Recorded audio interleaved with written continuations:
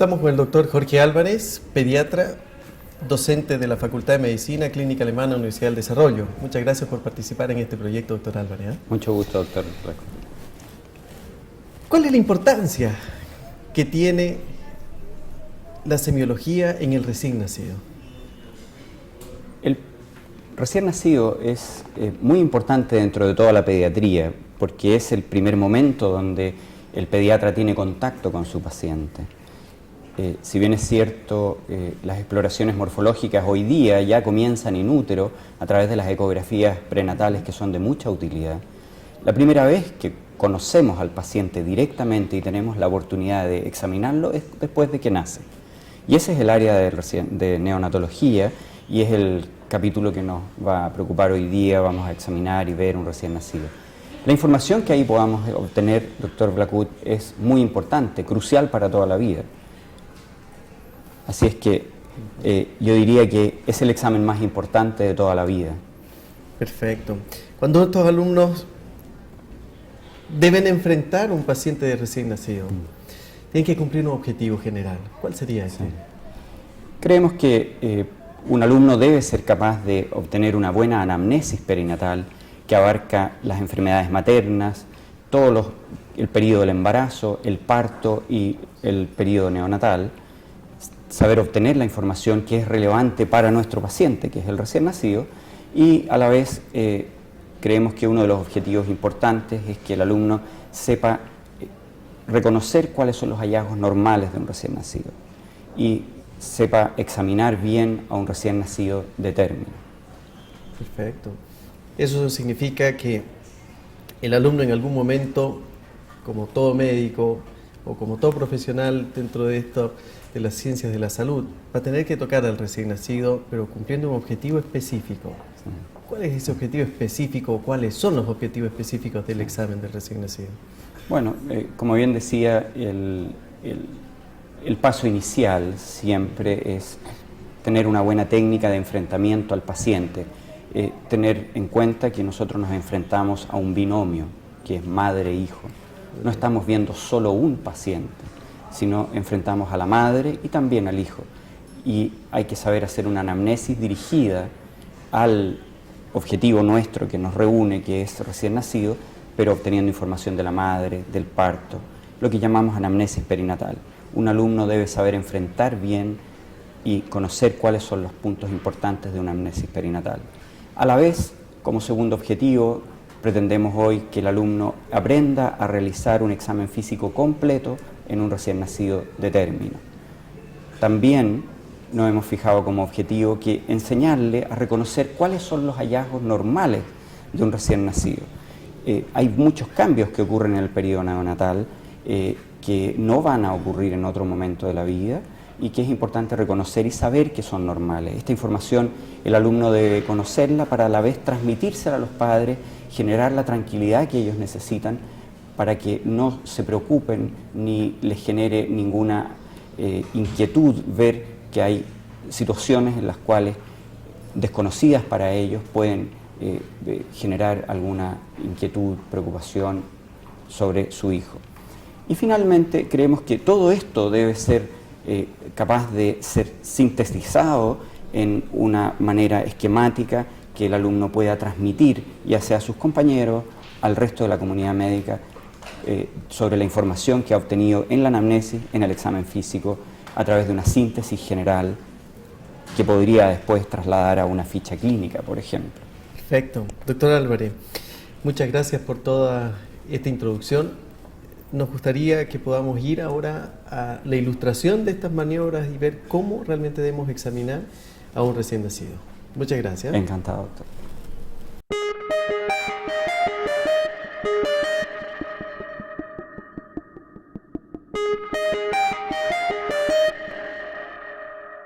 Antes de empezar a examinar al recién nacido, es importante que el alumno sepa que un recién nacido de término es aquel cuya edad gestacional al nacer se encuentra entre las 37 y 41 semanas. Si tiene menos de 37 semanas será de pretérmino y si ya ha cumplido 42 semanas es de posttérmino. Adecuado a la edad gestacional se considera cuando el peso al nacer se encuentra entre los percentiles 10 y 90 de curvas estandarizadas. Si el peso al nacer es menor al percentil 10, se considera pequeño para la edad gestacional. Si es mayor de percentil 90, grande para la edad gestacional. Una buena anamnesis perinatal que abarca las enfermedades maternas, el periodo del embarazo, el parto y el periodo neonatal, saber obtener la información que es relevante para nuestro paciente, que es el recién nacido. La madre tiene algunas preocupaciones y nosotros debemos preguntar y aliviar sus temores.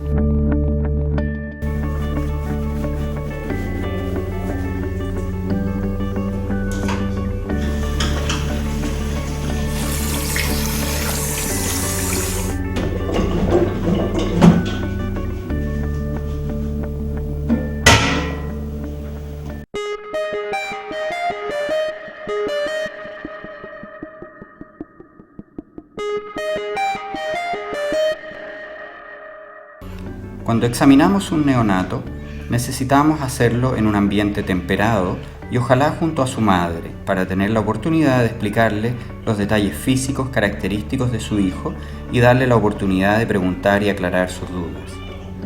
Es el neonato y su estado el que nos indica cuál es la manera de examinarlo. No se sigue una secuencia determinada y segmentaria preestablecida como en el adulto, ya que debemos aprovechar sus momentos de tranquilidad y la posición en que se encuentra para examinar o auscultar en las mejores condiciones posibles. En general, dejamos para el final las maniobras que puedan irritarlo, generar inquietud o llanto, para que éstas no interfieran con nuestro examen.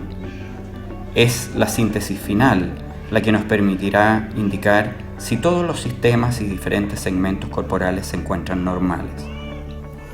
Teniendo en cuenta lo anteriormente dicho, trataremos de guiar al alumno a través de una secuencia práctica habitual de examen y trataremos de sistematizarlo lo mejor posible por razones didácticas.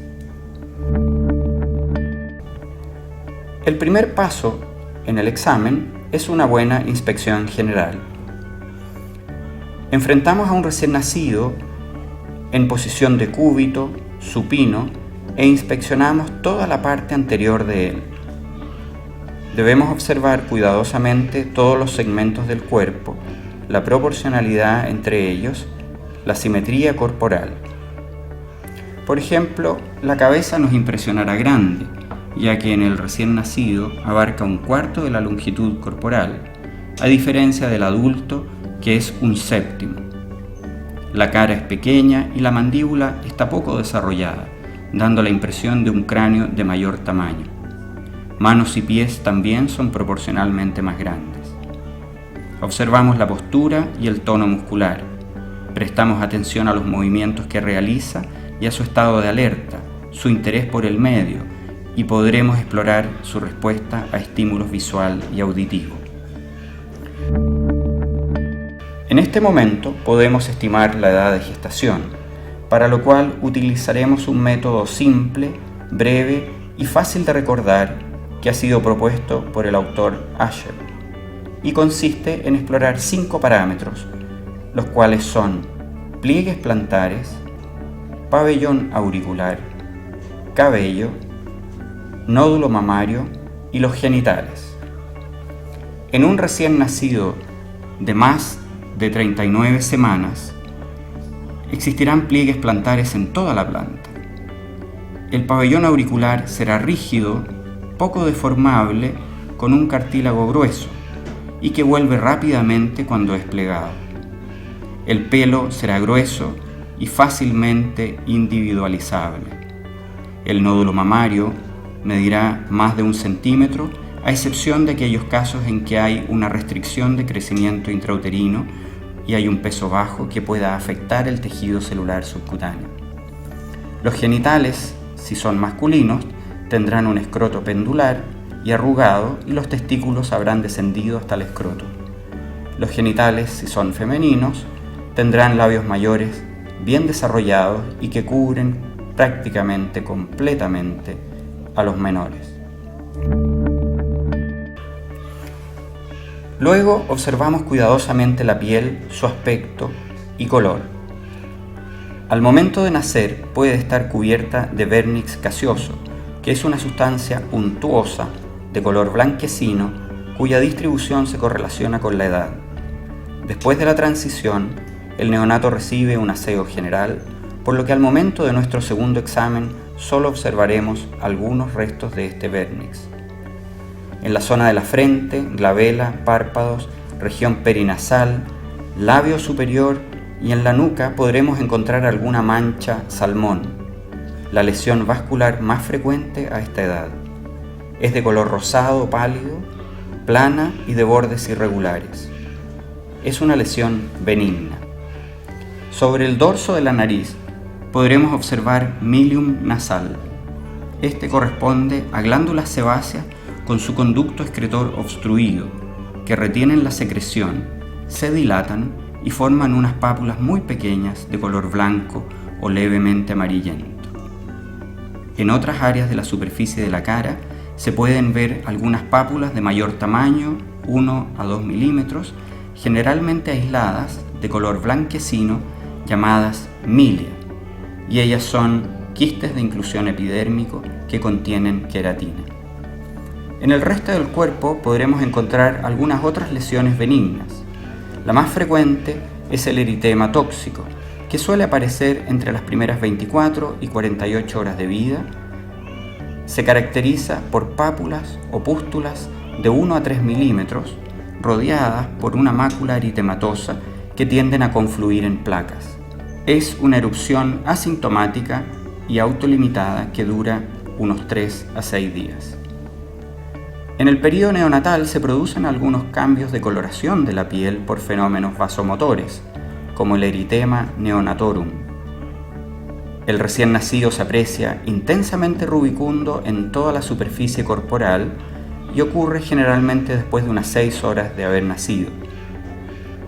Otro fenómeno común de observar es el cutis marmorata o lívido reticularis, que se presenta en las primeras horas de vida como un reticulado marmóreo, violáceo, en las extremidades y en el tronco que se da en respuesta al frío. El fenómeno de Arlequín es menos frecuente. Se observa solo en un 10% de los recién nacidos. Es fugaz y se manifiesta como una diferencia de coloración entre dos mitades del cuerpo. Una aparece rubicunda y la otra pálida, separadas por una clara línea de demarcación. Por último, es muy común observar acrocianosis, que es la coloración cianótica de las manos y pies. A veces también se observa en la zona peribucal y es una respuesta al frío. Todos los hallazgos y fenómenos que hemos descrito hasta el momento son normales en el período neonatal y no tienen implicancia patológica. Además son comunes y debemos explicar a los padres cuál será su evolución. Especial mención requiere la coloración amarilla de la piel o ictericia, por acumulación de bilirrubina, que en el recién nacido vemos con mucha frecuencia. Esta puede deberse a un fenómeno fisiológico normal o puede ser producto de alguna patología. En forma muy característica aparece primero en la cara y progresa en dirección céfalo-caudal, de una manera predecible que se correlaciona bien con los niveles sanguíneos de bilirrubina. La ictericia se evalúa mejor al comprimir la piel para aislar el color amarillo del resto de la coloración roja que aportan la hemoglobina y los vasos sanguíneos. La ictericia también compromete las mucosas y se explora en las encías y compromete también las escleras. Cuando comprimimos la piel, aprovechamos de evaluar el llene capilar, algo que también podemos hacer comprimiendo el lecho unguial. Aprovechando esta posición, se inspecciona el abdomen, donde podremos observar algunos vasos superficiales de la piel por transparencia, habitualmente en el abdomen superior, algo que es normal y que no debe preocuparnos. Si en este momento está tranquilo, aprovechamos de evaluar la respiración. En el neonato es predominantemente abdominal. Los movimientos torácicos deben ser simétricos y no debe generar ningún tipo de retracciones. La frecuencia respiratoria normal de un recién nacido varía entre 40 y 60 respiraciones por minuto. Sin embargo, durante el sueño, en que hay una mayor variabilidad, la frecuencia puede descender hasta 35 respiraciones por minuto. El neonato es respirador nasal casi obligatorio y cualquier obstrucción nasal puede generar dificultad respiratoria. Signos comunes de dificultad respiratoria en el recién nacido son taquipnea, quejido respiratorio, aleteo nasal y retracción subcostal. Primero observamos la forma del tórax, que en el recién nacido tiene una apariencia de un cono con la base más ancha hacia el abdomen. Las costillas se alinean más horizontales que en un adulto y los diámetros antero-posterior y transversal son muy semejantes. El apéndice sifoides suele estar levantado y su punta se insinúa en el abdomen como una prominencia epigástrica en línea media. El pezón, la areola y un botón de tejido mamario están bien desarrollados en el recién nacido de término. Su tamaño depende de la edad gestacional y del peso de nacimiento. Se revisan ambas líneas mamarias en busca de politelia, es decir, pezones y/o areolas supernumerarias, que es un hallazgo frecuente y que no debe preocupar porque no tiene significancia patológica. Al palpar, evaluamos la resistencia que ofrece la pared torácica. En el recién nacido es flexible, lo que es más evidente a medida que disminuye la edad gestacional. La exploración de las clavículas se realiza mejor cuando se examina el cuello. Después de revisar el tórax, realizamos un examen más dirigido al área cardíaca. La simple visualización nos podrá dar una idea de la actividad precordial, que en el recién nacido puede ser muy activa durante el segundo período de reactividad después del nacer, entre 2 y 6 horas de vida. La observación de un precordio muy activo más allá de este período es sugerente de sobrecarga cardíaca. A la palpación, el choque de la punta es suave y se ubica a la altura del cuarto espacio intercostal y más cerca del borde esternal izquierdo, debido a que el ventrículo derecho es dominante a esta edad. Es importante corroborar su ubicación, ya que algunas malformaciones se acompañan de dextrocardia. En este momento aprovechamos de examinar los pulsos periféricos. Se debe palpar y comparar ambos pulsos braquiales y ambos pulsos femorales. Luego comparamos un pulso preductal, el braquial derecho, y uno postductal, alguno de los femorales. Cuando existe una coartación aórtica, por ejemplo, se palpa una diferencia en la intensidad de estos pulsos. Por último, auscultamos el corazón y palpamos un pulso periférico en forma simultánea para corroborar la sincronía entre latido y pulso. La percusión del área cardíaca es de poca utilidad en recién nacido, por lo tanto no la vamos a realizar. Corresponde a auscultar, momento en que determinamos la frecuencia y regularidad. La frecuencia cardíaca normal en un recién nacido de término fluctúa entre 110 y 160 latidos por minuto. Una frecuencia bajo 100 se considera bradicardia, sobre 180 taquicardia. Dado que el segundo ruido cardíaco es más intenso, la frecuencia cardíaca es alta y que sístole y diástole tienen una duración parecida, el ritmo cardíaco se asemeja al tic-toc de un reloj. El primer ruido se ausculta como de costumbre mejor en el ápex, pero la alta frecuencia cardíaca hace muy difícil diferenciar sus dos componentes, mitral y tricuspidio, por lo que cualquier desdoblamiento del primer ruido debe hacernos pensar que estamos frente a un cuarto ruido, un clic o un tercer ruido cardíaco.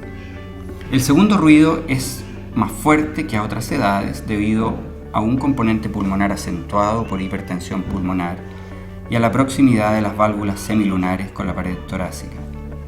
Se ausculta de preferencia en los focos aórtico y pulmonar, pero debido a su intensidad aumentada y a lo pequeña que es el área de auscultación cardíaca, lo podremos escuchar bien en todos los focos, incluido el ápex. El segundo ruido se encuentra apenas desdoblado debido al cierre más temprano de la válvula pulmonar y nos puede dar la falsa impresión de un ruido único. Con frecuencia se puede auscultar un pequeño soplo cardíaco en el período neonatal, que puede ser normal. Estos soplos fisiológicos, originados en el ductus arterioso, en las ramas de la arteria pulmonar, la válvula pulmonar misma o la pared del ventrículo izquierdo, siempre son de baja intensidad, 1 a 2 en una escala de 6, poca irradiación y transitorios. Sin embargo, aunque existan algunos soplos que son considerados normales, es importante señalar que el alumno debe tener un alto índice de sospecha de malformación cardíaca cuando ausculte un soplo en el período neonatal y debe evaluar otros signos físicos para descartar una enfermedad cardíaca. Después del examen cardíaco, realizamos la auscultación pulmonar. Como el tórax es pequeño, auscultamos en forma comparada solo 4 cuadrantes, además de las axilas. Los ruidos pulmonares son de tonalidad más alta a esta edad y predomina el sonido bronco-vesicular. Después de nacer y durante la transición se pueden escuchar normalmente algunos roncus y crepitaciones aisladas que desaparecen rápidamente. Si los ruidos están muy apagados, hay que sospechar la presencia de un neumotórax y, con una maniobra simple de transiluminación torácica, complementar nuestra exploración. La cabeza atrae nuestra atención y debe ser examinada en detalle. La mayoría de las malformaciones, deformaciones o variaciones de la normalidad afecta a la cabeza. Por lo tanto, un buen examen nos puede arrojar información relevante, muy útil en el diagnóstico. Al inspeccionar debemos observar su forma, tamaño y ubicación de los puntos de referencia óseos más importantes. Al palpar los tejidos blandos, podremos identificar a su vez la presencia de edema o hematomas que son comunes después del parto. Entre ellos, los más frecuentes de encontrar son el caput succedaneum, el cefalohematoma y el hematoma subgaleal. El caput succedaneum, también llamado bolsa serosanguínea, se ubica en el polo de presentación, habitualmente cefálico y occipital, y corresponde a una zona de edema subcutáneo de contenido serosanguíneo.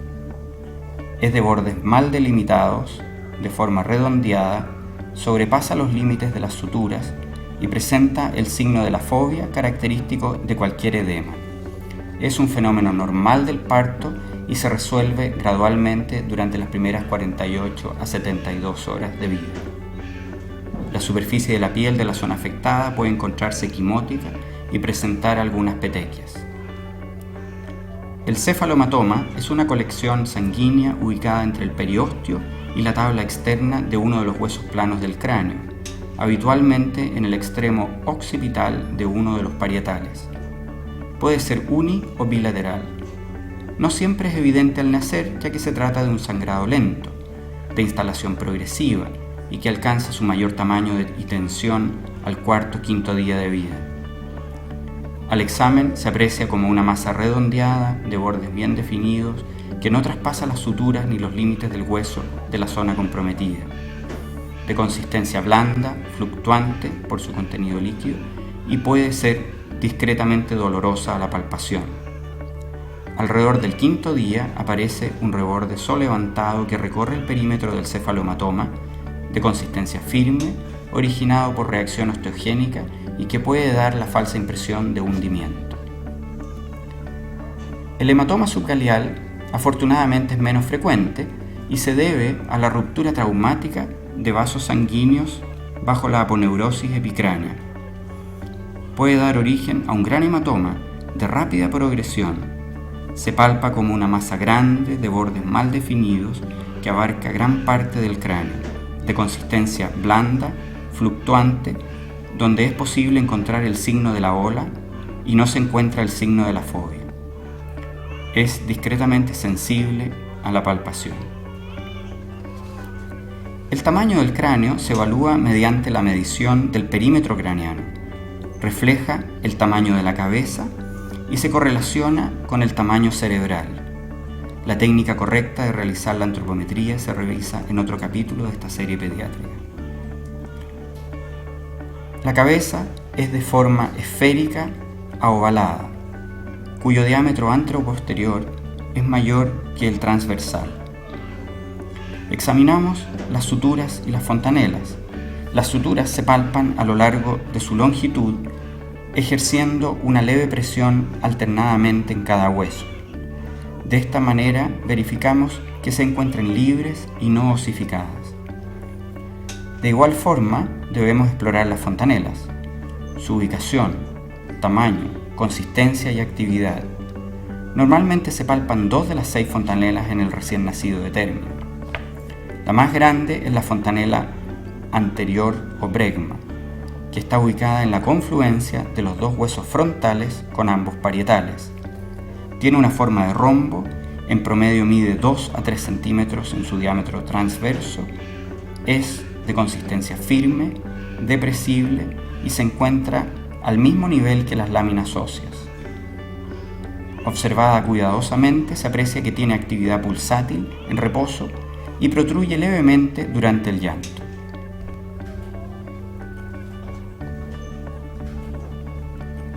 La fontanela posterior o lambda es pequeña y más difícil de palpar. De forma triangular, se forma en la confluencia de los huesos parietales con el occipital. Habitualmente mide medio centímetro en su diámetro mayor. Observamos el pelo y debemos evaluar la cantidad, calidad, color, límites de implantación, presencia y ubicación de remolinos, hallazgos especiales como alopecia. Numerosos remolinos en ubicación atípica se asocian a alteraciones en el desarrollo cerebral. La implantación baja occipital o frontal es propio de algunas genopatías. La facie puede ser muy característica en algunas enfermedades y la experiencia del examinador ayudará a reconocerlas.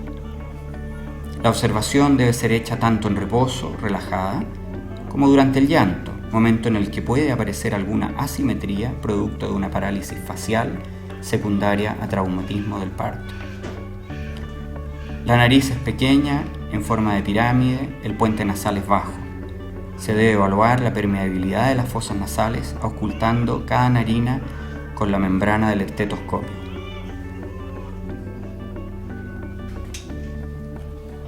Debemos explorar el pabellón auricular, el conducto auditivo externo y la zona circundante, teniendo en cuenta que pueden estar afectadas por la posición in útero y por los cambios propios del moldeamiento durante el trabajo de parto.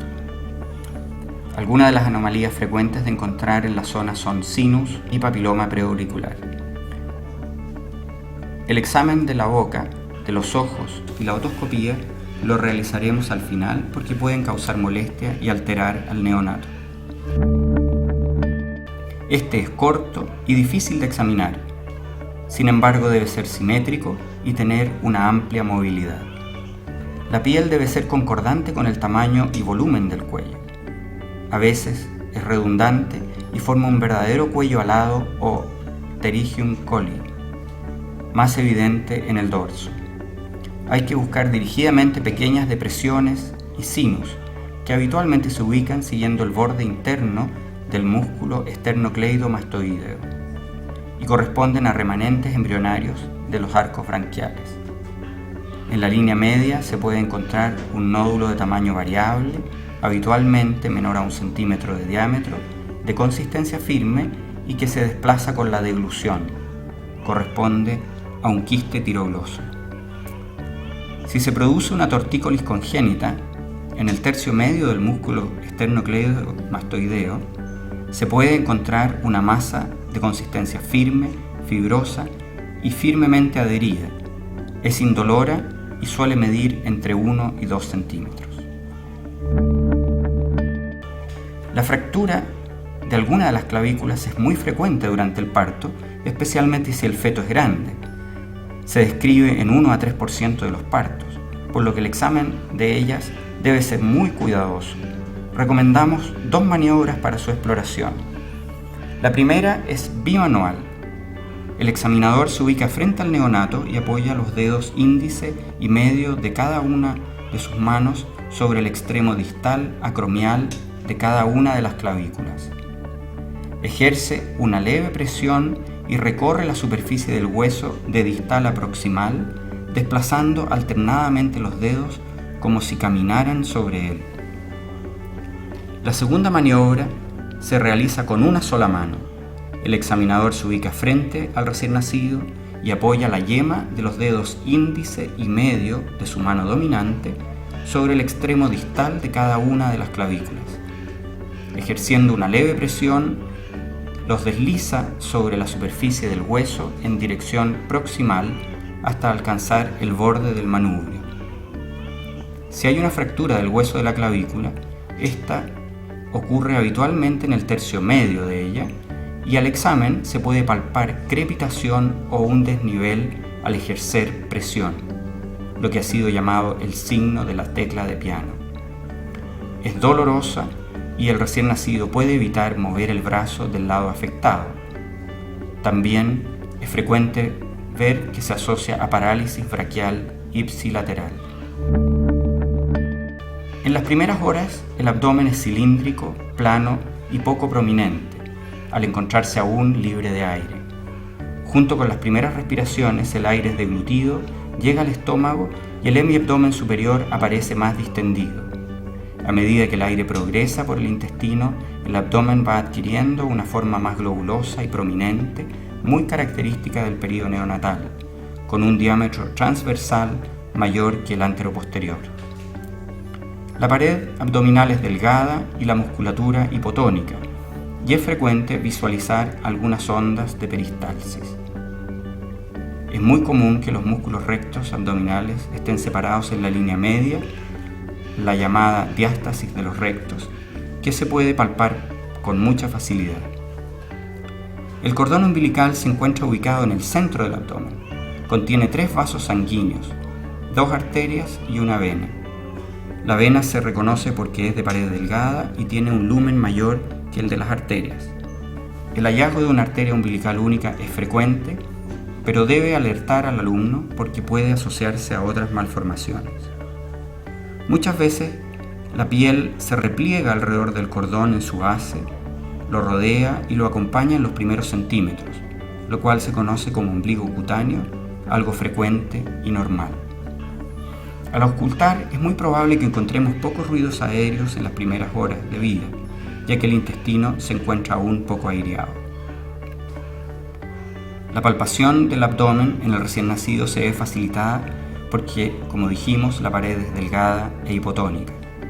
Lo que primero realizamos es una palpación superficial, que nos dejará en evidencia cualquier alteración de la pared, ya sea la diástasis de los rectos, el apéndice sifoides en el epigastrio o una pequeña hernia de la línea media supraumbilical, todos hallazgos comunes y que no nos deben alarmar.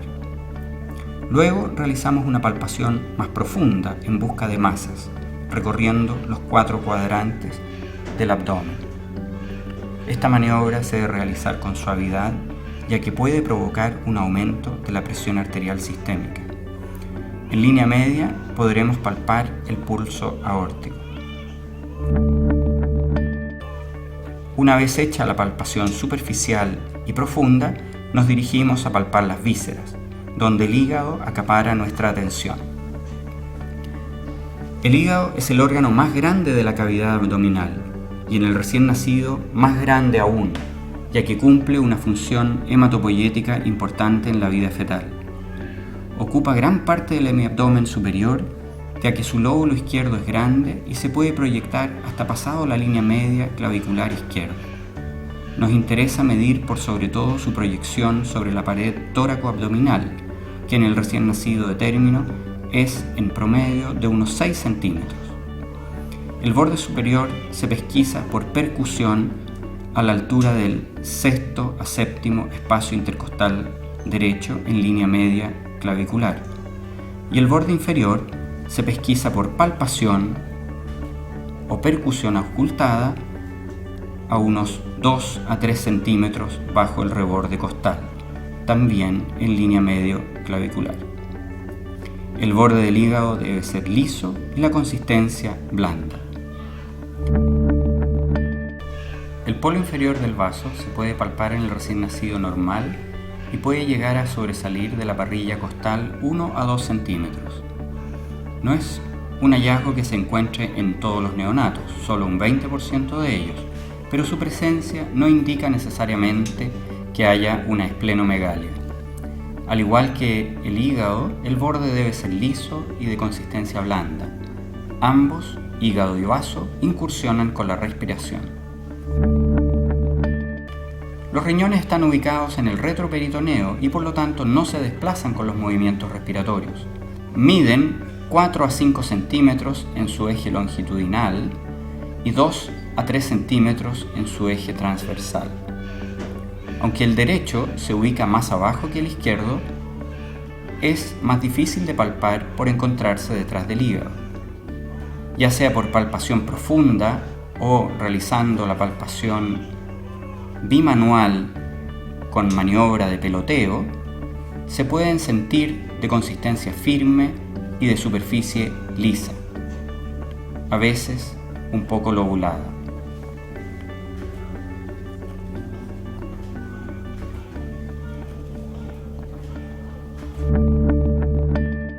La cúpula vesical se palpa y percute con facilidad cuando la vejiga está llena en el hipogastrio. Si bien en este momento la secuencia lógica sería continuar con la región inguinal y genital, esta parte del examen puede contaminar las manos y la dejamos para el final. A continuación, entonces, podemos examinar las caderas en busca de algún signo que nos sugiera la presencia de una alteración del desarrollo de la articulación coxofemoral, más conocida como displasia de caderas, algo frecuente en pediatría. Hay diferentes signos y maniobras para esta exploración. Nosotros vamos a realizar 4. La primera maniobra es la abducción simultánea de ambas caderas en flexión para corroborar el rango de movilidad. En un neonato normal se debe lograr una abducción simétrica y completa hasta 180 grados. En segundo lugar, buscamos el signo de Galeazzi. Con el recién nacido en decúbito supino y ambas caderas y rodillas en flexión, apoyamos sus pies en la superficie con los maléolos internos a la misma altura.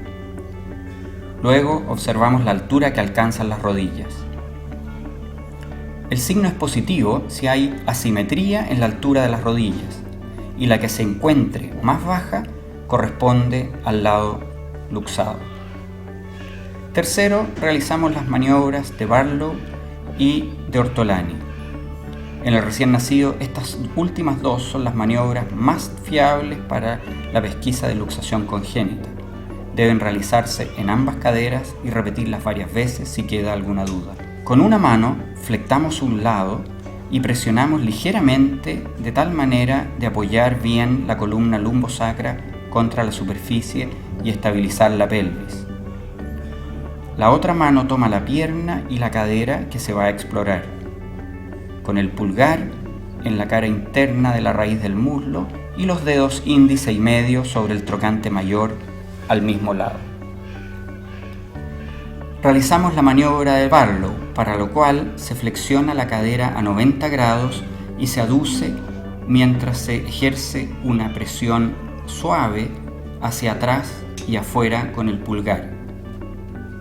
Si se percibe el deslizamiento de la cabeza femoral fuera del acetábulo, el signo es positivo. A continuación, realizamos la maniobra de reducción de Ortolani. Se abduce, para lo cual se ejerce una presión suave hacia arriba y adentro sobre el trocánter mayor, con los dedos índice y medio de la mano que examina. Si se siente un clank y se percibe la recolocación de la cabeza femoral antes luxada, la maniobra de Ortolani es positiva.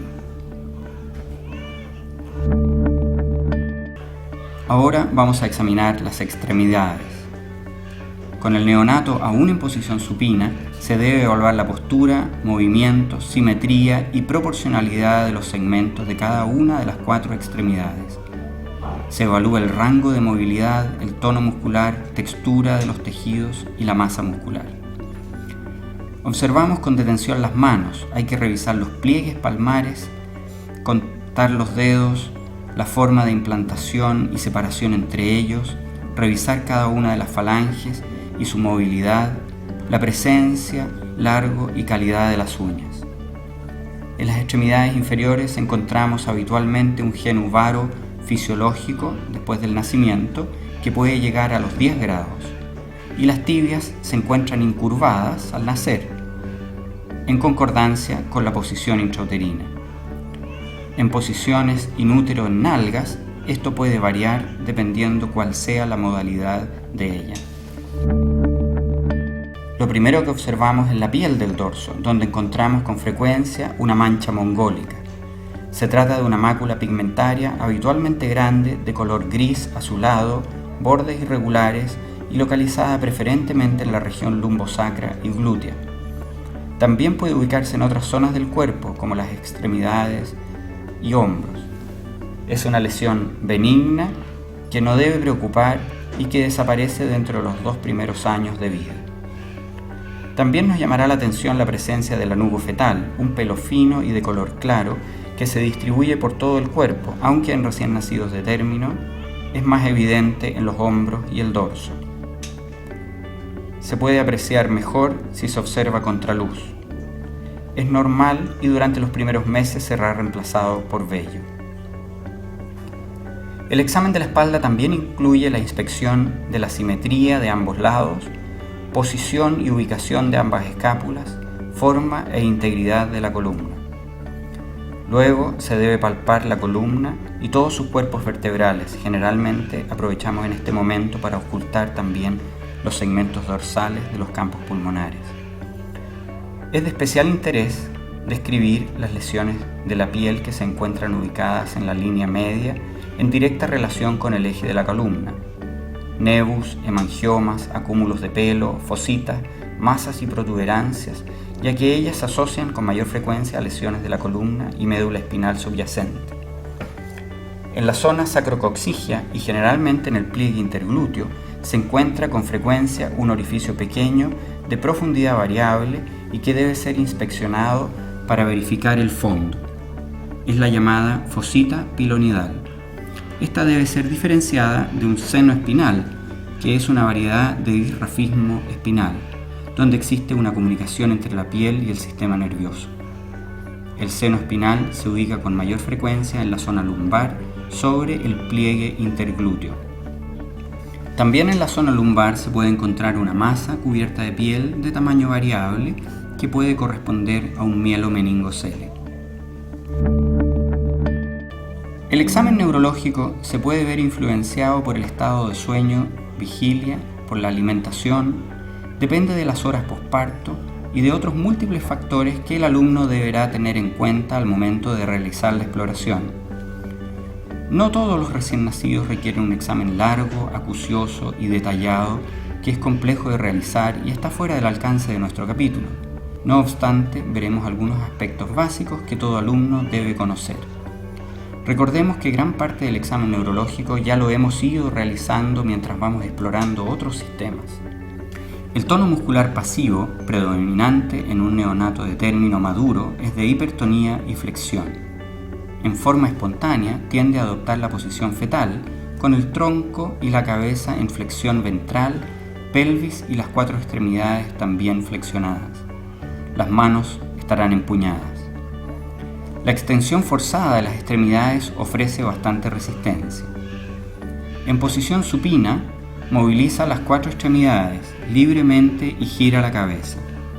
El examinador debe lograr que la cabeza rote con facilidad en ambos sentidos hasta que el mentón alcance el hombro, y la movilidad de la cabeza también debe ser explorada en ambos sentidos y corroborar que sea simétrica. Realizamos algunas maniobras para evaluar el tono muscular pasivo, como la prueba de la bufanda. Manteniendo la cabeza en línea media, se lleva una mano y brazo en dirección al hombro contrario. Evaluamos de esta manera el rango de movilidad, la resistencia y la simetría en ambos lados. En un recién nacido de término normal, encontramos que opone una leve resistencia, pero la mano debe alcanzar con facilidad el hombro contrario y el brazo debe quedar en flexión con el codo a la altura del mentón sin sobrepasarlo. Flexionamos la mano a la altura de la muñeca. Se flexiona la muñeca llevando la mano hacia el antebrazo. Normalmente se logra un ángulo agudo menor a 90 grados. Realizamos una dorsiflexión del pie. Es normal que en flexión máxima el dorso del pie llegue a tocar la cara anterior de la pierna. También podemos evaluar la resistencia a la extensión de brazos. Se extiende ambos brazos en forma simultánea a nivel de los codos y se sueltan al mismo tiempo. Se evalúa la velocidad con que ambos se devuelven a la posición de flexión. Al levantarlo con una mano, asido del tronco en posición de suspensión ventral, la cabeza se extiende levemente en dorsiflexión y las extremidades penden en flexión moderada. Si estas cuelgan flácidas, sin flexión, es señal de hipotonía. Después de evaluar el tono muscular pasivo, examinamos el tono muscular activo o la fuerza, y para ello realizamos algunas pruebas específicas, como por ejemplo prensión palmar. Si se le ofrece un objeto o un dedo de la mano del examinador, el recién nacido lo aprehende firmemente con todos los dedos de su mano por varios segundos. Se debe examinar ambas manos en forma simultánea y la fuerza de prensión debe ser igual en ambos lados. Tracción de los brazos. Después de obtener una buena prensión palmar, hay que levantarlo hacia adelante para que él flexione sus brazos y el cuello. La respuesta completa normal consiste en que el neonato debe hacer fuerza, flexionar los brazos y el cuello. Luego, exploramos algunos reflejos llamados primarios o primitivos. Son característicos del periodo neonatal, están presentes desde las primeras semanas de la vida fetal y desaparecen gradualmente a lo largo de los primeros meses, según una secuencia predecible. Un reflejo importante es el reflejo de búsqueda. Este es de supervivencia básica. Se explora estimulando la piel por fuera del ángulo de la boca, habitualmente con el dedo del examinador. El neonato busca, mueve los labios, extrae la lengua y gira la cara en dirección al punto estimulado. Podemos explorar el reflejo tónico cervical asimétrico, también llamado reflejo del esgrimista. En posición supina, se gira lentamente la cabeza hacia un lado hasta que el mentón alcance el hombro y se mantiene en esta posición por al menos 15 segundos.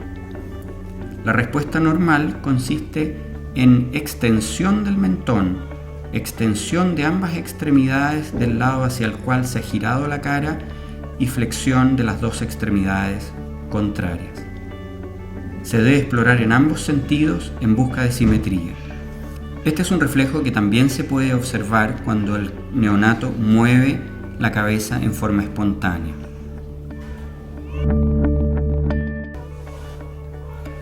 Reflejo de extensión cruzada. En posición supina, manteniendo una pierna extendida, se estimula la planta del mismo pie. La pierna contraria primero se flexiona, luego se aduce y por último se extiende.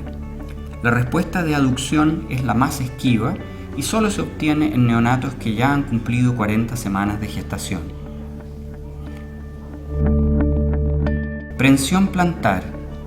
Con el neonato en posición supina, se debe presionar con el dedo sobre la almohadilla anterior del pie en la región de la base de los ortejos. La respuesta normal es de flexión de los ortejos sobre el dedo del examinador.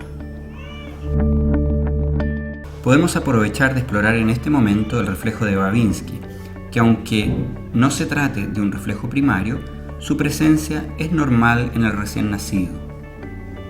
La dorsiflexión del ortejo mayor es el componente más importante y se obtiene con facilidad. En cambio, la extensión en abanico del resto de los ortejos es menos consistente. Lo único importante es que debe ser simétrico. Por último, el reflejo moro o de sobresalto. Este reflejo se puede provocar de varias maneras. Vamos a explorar una de las más usadas. Estando el neonato en posición supina, se debe tomarlo de las manos y levantarlo ligeramente extendiendo los brazos en abducción hasta que los hombros hayan despegado de la superficie de la camilla. Luego hay que soltarlo bruscamente dejándolo caer. La respuesta normal es en dos tiempos. Primero se produce la abducción simétrica de los brazos, extensión de los antebrazos y la apertura de las manos. Luego, en un segundo tiempo, se produce una aducción de los brazos, flexión de antebrazos y empuña las manos. A veces, al final del reflejo, se produce un llanto o el recién nacido esboza una mueca.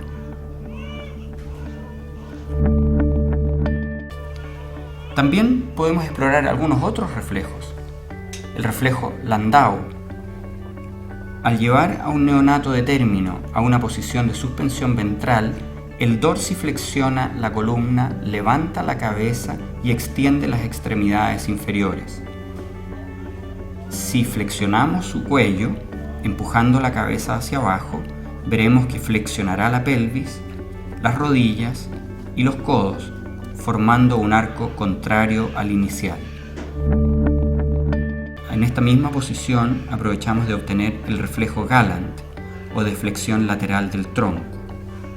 Con el recién nacido en posición prona sobre una camilla o en la posición de suspensión ventral, como lo tenemos en este momento, estimulamos a lo largo de uno de los costados de la columna dorsal desde cefálico a caudal.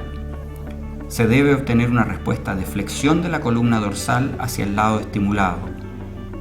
Se debe realizar en ambos lados y comparar las respuestas. Un reflejo que llama mucho la atención en recién nacidos es el reflejo de marcha automática. Se sostiene el neonato con ambas manos tomándolo del tronco, de modo que sus pies se apoyen sobre una superficie firme. Se inclina ligeramente hacia adelante y se verá que aparecen algunos movimientos alternados de flexión de las rodillas, que semejan una marcha automática. Por último, debo mencionar los reflejos osteoyandíneos profundos, que están prácticamente todos presentes desde las 33 semanas de gestación. Son los mismos que en niños mayores y la técnica de exploración es similar. Sin embargo, en recién nacidos son difíciles de obtener y se requiere práctica. Hemos dejado para el final la exploración de los ojos, la otoscopía y el examen de la boca, que pueden ser muy molestos para nuestro paciente, pueden alterar su estado y haber interferido con el resto de nuestro examen físico. Lo primero que vamos a explorar son los ojos. Un examen que no siempre se logra llevar a cabo en forma completa en el recién nacido, porque los ojos permanecen cerrados gran parte del tiempo y el edema palpebral dificulta la apertura de ellos. A veces hay que diferirlo para más adelante. No obstante, trataremos de revisar los aspectos más relevantes de su examen. En el recién nacido, los ojos son grandes en proporción al resto de la cara, dado que el globo ocular ha alcanzado un 70% de su tamaño adulto al nacer. Se ubican a la altura del ecuador de la esfera craneofacial y a una distancia entre ellos equivalente al diámetro transversal de un ojo, dando la clásica relación 1-1-1. Como el ojo es proporcionalmente grande para la cara, esta distancia interocular también es mayor y da una falsa impresión de hipertelorismo. La presencia de edema en los párpados es común en los primeros días. La piel de los párpados suele generar un pliegue vertical que cubre parcialmente el canto interno del ojo, lo que es conocido como epicanto. El neonato produce pocas lágrimas y la presencia de epífora puede ser un signo de obstrucción del conducto nasolagrimal o de glaucoma congénito. Es frecuente encontrar hemorragias subconjuntivales, especialmente después de un parto vaginal, y adquieren la forma de una semiluna y se ubican por fuera del limbo esclerocorneal. La córnea y el vitrio son discretamente opacos al nacer y se aclaran durante la primera semana de vida. El iris está poco pigmentado.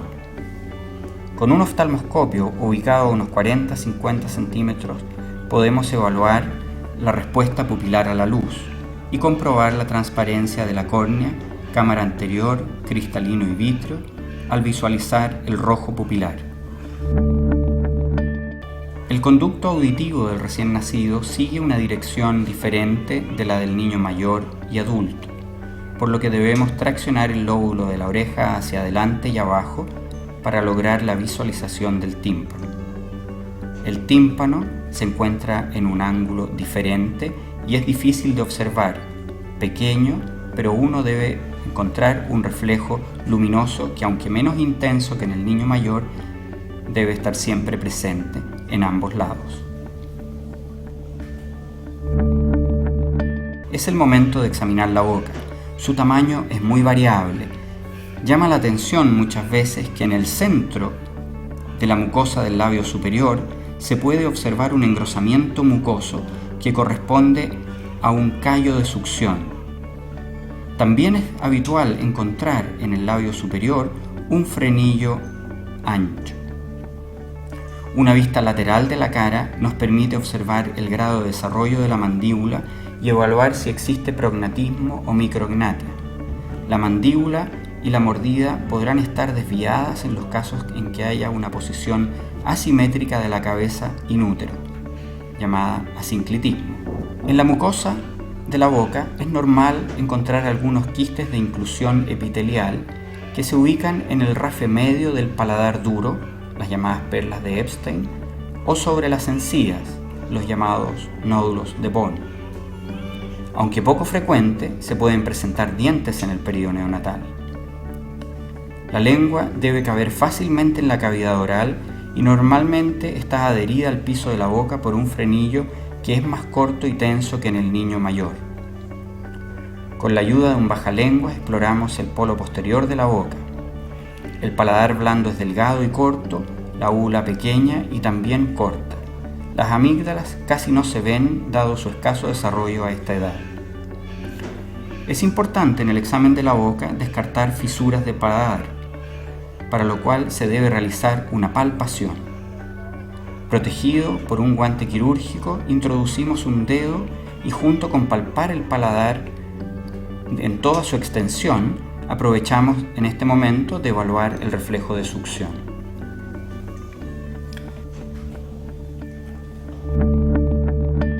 Vamos a explorar la región perineal y genital, que como dijimos puede contaminar nuestras manos y por ese motivo la hemos dejado para el final.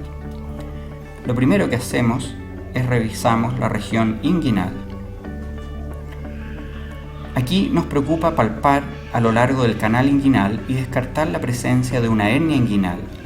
Esta se manifiesta como una masa de forma ovalada o cilíndrica, de consistencia generalmente blanda y compresible a la palpación. Se siente el contenido intestinal y al auscultar se podrán escuchar ruidos hidroaéreos. El pulso femoral se palpa en el punto medio de la línea que une la sínfisis pubiana con la espina ilíaca anterior. Es común palpar pequeños linfonodos en la zona inguinal, los cuales son normales en el período neonatal y no deben preocuparnos. Al inspeccionar la zona, debemos reconocer los genitales y determinar el sexo. Hay situaciones, sin embargo, en las cuales no es posible decir cuál es el sexo con la sola exploración física, y es necesario postergar su determinación hasta no tener otros exámenes que lo confirmen. Se trata de los casos de sexo ambiguo. Los genitales, tanto masculinos como femeninos, tienen una apariencia madura y desarrollada en el período neonatal. Esto se debe al efecto hormonal materno. Exploraremos ahora los genitales masculinos. El tamaño del pene se mide desde la base de inserción pubiana hasta la punta del glande. Es importante medirlo porque la presencia de un micropene es un signo de virilización incompleta y requiere estudio endocrinológico. En el recién nacido, el prepucio cubre todo el glande, es ajustado y tiene un orificio pequeño en la punta que permite ver el meato urinario. Lo habitual es que no se pueda retraer por detrás del surco válano-prepucial, la llamada fimosis fisiológica, y la existencia de adherencias entre el glande y el prepucio son normales. El meato urinario está ubicado normalmente en el centro de la punta del glande. Si está desplazado hacia la cara ventral, se denomina hipospadia, y si lo hace hacia la cara dorsal, epispadia. El escroto de un neonato de término se encuentra pigmentado y es rugoso. Los testículos descienden hasta ocupar el escroto durante las últimas 6 semanas de la gestación. Por lo tanto, en un recién nacido de término debemos encontrarlos descendidos en el escroto. Los testículos son de volumen pequeño, en promedio 1,1 ml en el recién nacido de término, y se mueven libremente, lo cual aumenta el riesgo de torsión testicular a esta edad.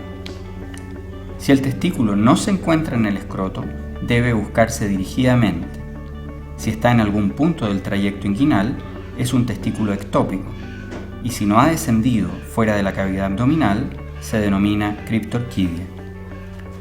Alrededor de la mitad de los recién nacidos pueden tener líquido peritoneal en la túnica vaginal del escroto. Es el hidrocele testicular. No debe preocuparnos en este momento, ya que se absorberá durante los primeros meses de vida en la mayoría de los casos. Los genitales femeninos deben ser inspeccionados con los muslos en flexión y leve abducción. Al término de la gestación, los labios mayores sobrepasan a los menores, cubriéndolos casi totalmente. Sin embargo, es frecuente encontrar labios menores pigmentados que protruyen parcialmente. Labios mayores y menores son de superficie suave, sin rugosidades, de aspecto edematoso y el himen es prominente. Todo lo cual refleja los altos niveles de progesterona materna durante el embarazo. El himen tiende a ser anular con un borde irregular y fimbriado. Generalmente se encuentra perforado en el centro o ligeramente hacia ventral. El clítoris puede ser un poco prominente. No obstante, hay que tener en cuenta que la hipertrofia de clítoris puede ser un signo precoz de virilización, lo cual se observa en la hiperplasia suprarrenal congénita. Durante los primeros días de vida es frecuente encontrar una secreción vaginal mucosa, blanquecina y espesa de origen vaginal. Su presencia es un signo evidente de un himen perforado. También se puede producir un sangrado vaginal al 4º o 5º día de vida, que puede durar entre 2 y 4 días y es un fenómeno normal que debe ser advertido a los padres porque causa generalmente alarma y explicar que se trata de una pseudomenstruación. El orificio anal se encuentra en la línea media del periné y en la mitad posterior del área comprendida entre la punta del coxis y la horquilla vaginal en la mujer o la inserción del escroto en el hombre. El reflejo anal se obtiene estimulando con una tórula de algodón la piel perianal. La respuesta normal es la contracción del esfínter externo y a veces se genera pujo.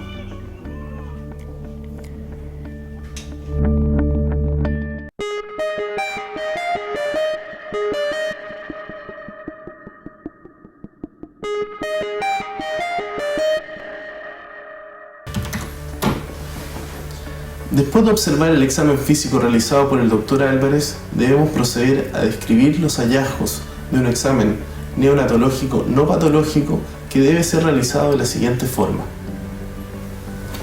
Examen físico general, aspecto general, posición, grado de actividad, tono, estado nutritivo, facie, voz y llanto. En la postura, flexión parcial de brazos y piernas, sostén cefálico adecuado, movimientos simétricos. Piel, hidratada, tibia, sin lesiones, describir si que existen manchas de nacimiento, como por ejemplo mancha mongólica u otras, hemangiomas. El tórax, forma y movimientos simétricos, murmullo pulmonar presente, sin ruidos agregados. Mamas, hay que describir si tiene botón mamario, si están aumentadas de tamaño y si que presentan secreciones.